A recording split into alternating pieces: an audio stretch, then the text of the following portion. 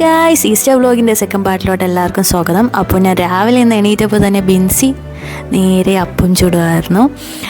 നമ്മുടെ മാവൊക്കെ സ്വന്തമായിട്ട് ഉണ്ടാക്കിയ ആൾ ഭയങ്കര ഹാപ്പി ആയിരുന്നു, മാവൊക്കെ പൊങ്ങി വന്നെന്നൊക്കെ പറഞ്ഞിട്ട്.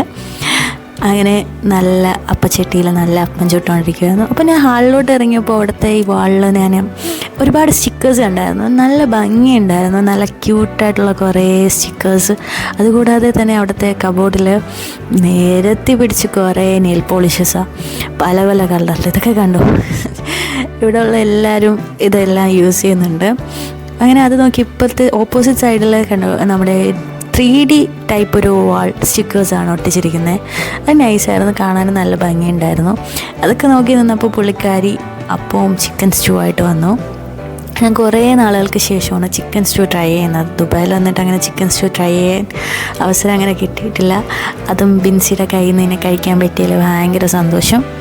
അങ്ങനെ അതൊക്കെ കഴിക്കാൻ വേണ്ടി തുടങ്ങി. നല്ല ഒരു തുടക്കമായിരുന്നു രാവിലെ തന്നെ ഈസ്റ്ററായിട്ട്.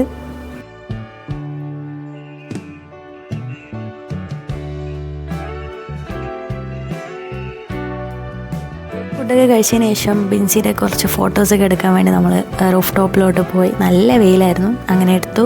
അതിനുശേഷം റൂമിൽ വന്നപ്പോൾ ഇങ്ങനത്തെ ഒരു സംഭവം കണ്ടു. ഇതെന്താണെന്ന് വെച്ച് ഞാനിങ്ങനെ തപ്പി പിടിച്ചുകൊണ്ട് നിന്നപ്പോഴാണ് ബിൻസി എൻ്റെ അടുത്ത് പറഞ്ഞത് ഇതൊരു ഹെഡ് മസാജറാണെന്ന്.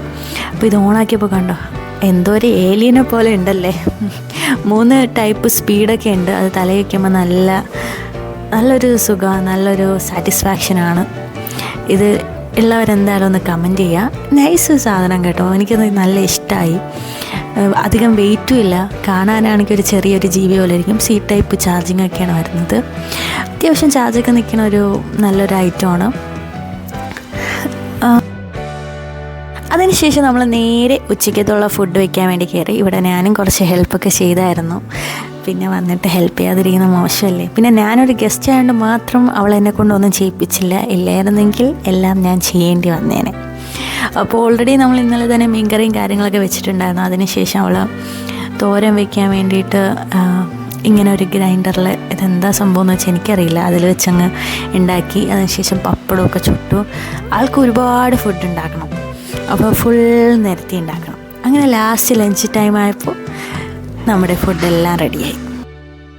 എന്തൊക്കെയാണ് സ്പെഷ്യൽ എന്ന് നോക്കാം. ആദ്യം ചോറിട്ടു, അതിനുശേഷം നമ്മുടെ ബീഫ് കറി വെച്ചായിരുന്നു. അതിനുശേഷം ബിൻസി തന്നെ ഉണ്ടാക്കിയ മാങ്ങാച്ചാറ്. വാഹു, അത് നല്ല ടേസ്റ്റ് ഉണ്ടായിരുന്നു മാങ്ങാച്ചാറ് കേട്ടോ.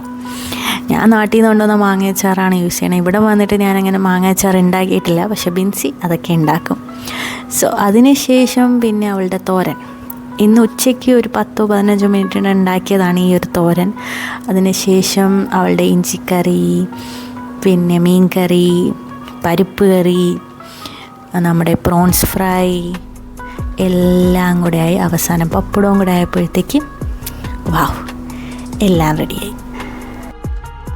ഇതൊക്കെ ഞാൻ എങ്ങനെ കഴിച്ച് തീർക്കുമെന്ന് എനിക്കൊരു ഐഡിയ ഇല്ല, പക്ഷേ ഞാൻ കഴിച്ച് തീർക്കും.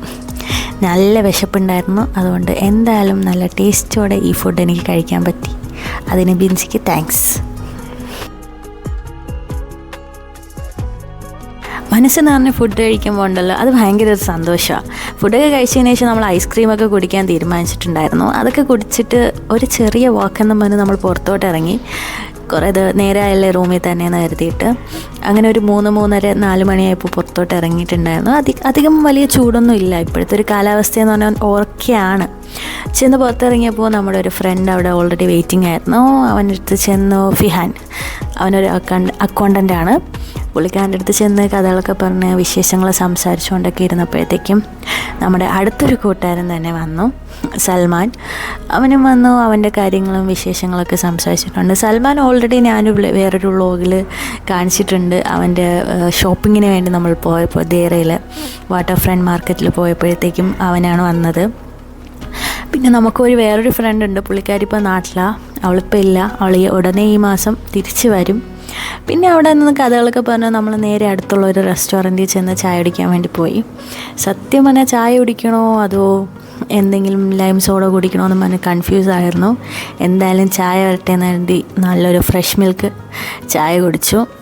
അതിനോടൊപ്പം കടിയൊന്നും കഴിക്കാനുള്ള സ്ഥലം വയറ്റിലില്ലാത്തതുകൊണ്ട് ചായയും കുടിച്ച് കഥകളൊക്കെ പറഞ്ഞിരുന്നു. അത് കഴിഞ്ഞപ്പോൾ ചായയൊക്കെ കുടിച്ച് കഴിഞ്ഞപ്പോൾ ഒരു ലൈം സോഡ കുടിക്കാൻ ഒരാഗ്രഹം എനിക്കും ബിൻസിക്കും. പിന്നെ നമ്മളത് വാങ്ങി 2 സ്ട്രോയും ഇട്ട് അതും കുടിച്ച് കഥയും പറഞ്ഞിരുന്നപ്പോഴത്തേക്കും നമ്മുടെ വേറൊരു ഫ്രണ്ടും വന്നു. അവനും ചായയൊക്കെ മേടിച്ചു കൊടുത്ത് കഥയൊക്കെ പറഞ്ഞ് പിന്നെ അവിടെ നിന്ന് നേരെ ഇറങ്ങി. അപ്പോഴത്തേക്കും തന്നെ ടൈമായി. പിന്നെ ഞാൻ നേരെ എൻ്റെ വീട്ടിലോട്ട് വന്നു. സോ ഗൈസ്, ഇത്രയേ ഉള്ളൂ ഇന്നത്തെ വ്ളോഗ്. അപ്പോൾ അടുത്ത വ്ളോഗ് കാണുന്നവരിക്കും ബൈ. സബ്സ്ക്രൈബ് ചെയ്യാൻ മറക്കല്ലേ. ടാറ്റാ.